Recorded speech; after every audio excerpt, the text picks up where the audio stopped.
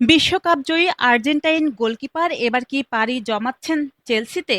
Emiliano মার্তিনেজকে দলে ফেরাতে Aston ভিলার সঙ্গে চুক্তিতে পৌঁছে গেছে চেলসি। ব্রিটিশ সংবাদ মাধ্যম দ্য টাইমসের খবর অনুযায়ী মার্তিনেজকে কিনতে প্রায় ৭৫ লাখ পাউন্ড অর্থাৎ বাংলাদেশি মুদ্রায় প্রায় ১২৫ কোটি ৫৫ লাখ টাকা দিতে রাজি হয়েছে চেলসি।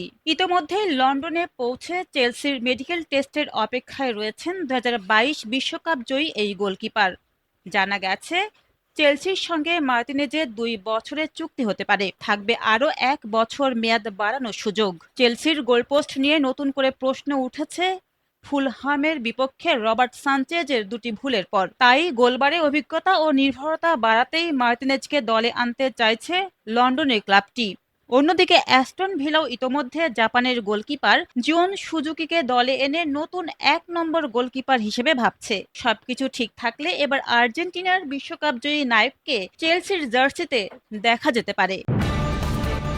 News desk, অন্যধারা।